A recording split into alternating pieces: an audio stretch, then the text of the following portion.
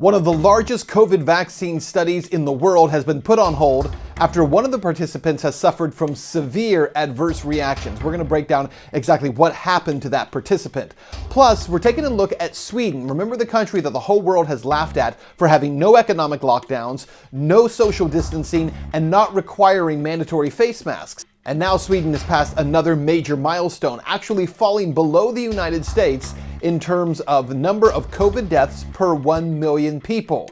Why we should be paying close attention to what Sweden is doing by not wrecking their economy over this virus. I'm Ben Swan, and this is Truth in Media.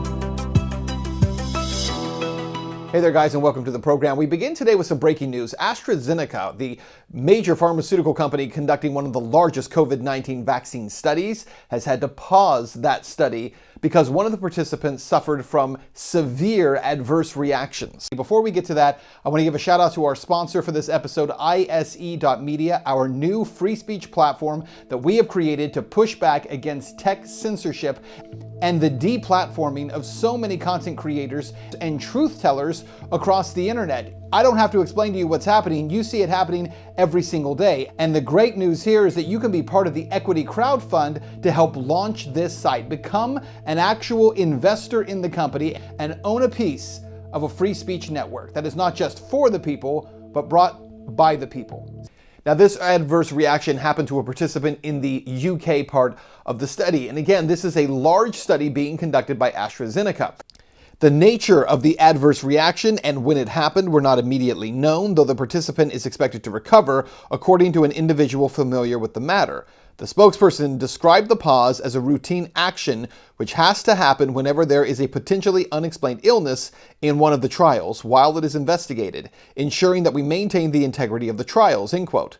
Now, the person who suffered from this adverse reaction was part of the UK study for AstraZeneca, but what exactly did they come down with? That is an important point in this story. Well, it turns out the person suffers from transverse myelitis. What exactly is that? Well, it's pretty severe.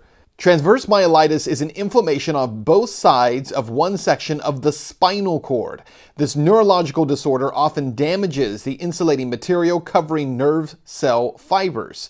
Transverse myelitis interrupts the messages that the spinal cord nerves send throughout the body. This can cause pain, muscle weakness, paralysis, sensory problems, or bladder and bowel dysfunction. Again, transverse myelitis is a very serious condition. Now, it is said that this woman who did come down with this will be released from the hospital this week. But it raises another very serious question here, because as I watch how media is responding to this, there are a number of articles out there that are saying, see, this is a big positive. It proves that pharmaceutical companies would never actually put the public in danger when it comes to a vaccine because they paused the trial. It proves that they're not acting politically and that they only care about safety. But as these vaccine trials are being done, we're starting to see more and more in media certain sound bites and quotes that are being attributed to experts and vaccine researchers who are essentially saying that, yes, some people are going to experience pain as a result of this, and they say that's okay. Quote, I think that one of the things we're going to have to realize is that all of these vaccines are going to be reactogenic.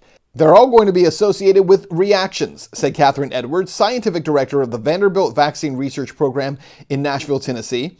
I think that if you were to point out that, look, this is going to be a little bit painful, but there's an end to it, and there's a greater good to be gained here, I think that that's probably worthwhile. So what's being said here is essentially, yes, some people are going to have adverse reactions, some people are going to go through pain, but for the greater good, we need this vaccine.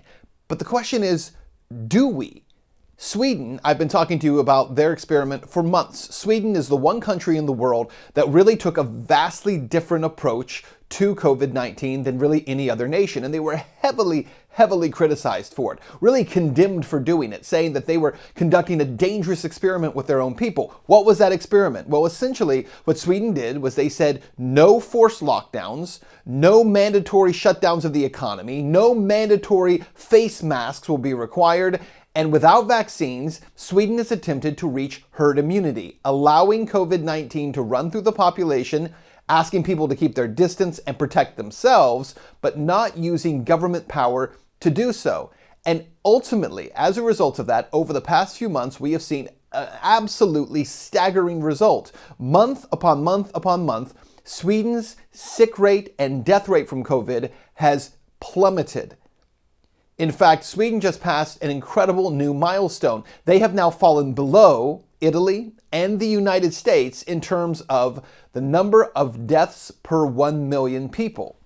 Sweden's strategy appears to have tamed the virus. While countries around the world are experiencing a resurgence of COVID-19 outbreaks, Sweden's COVID-19 deaths have slowed to a crawl.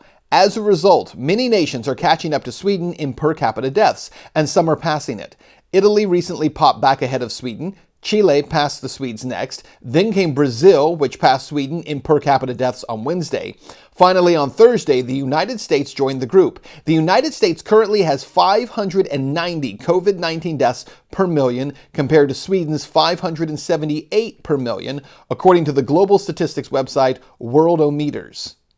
And what we also have to remember is that month upon month, Sweden is not seeing a resurgence of COVID cases and a rise in COVID deaths. In fact, their number of COVID deaths has almost flatlined. And Sweden achieved all of this with no economic lockdowns, no mandated social distancing, no mandatory masks, and without a vaccine. And yet Sweden seems to have beaten the coronavirus in ways that other countries, especially and including the United States, have not done. And there's now new research that shows that here in the United States, economic lockdowns and shutdowns of the economy, as well as the shutdowns of businesses and social distancing, actually has done nothing to stem the rise of COVID deaths. Quote, 6 months into the COVID-19 pandemic, the U.S. has now carried out 2 large-scale experiments in public health.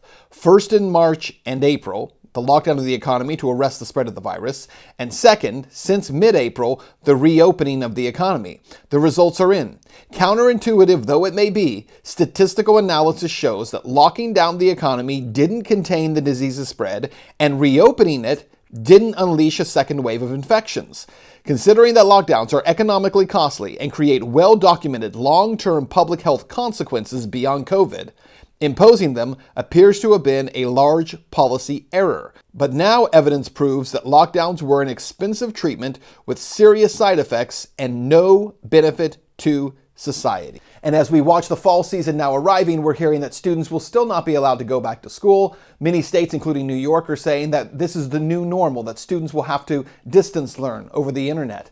And we're seeing that many states, like California, still do not want to raise and lift the restrictions on businesses and the shutdown of those businesses. And as we watch all of this take place, remember again the words that we were told from the beginning. The goal was to flatten the curve. If we can just flatten the curve, the economic lockdowns will succeed. That has not happened. But over in Sweden, they actually also didn't flatten the curve. They flattened coronavirus. They have actually watched the deaths rise and then plummet over the next few months and ultimately flatline.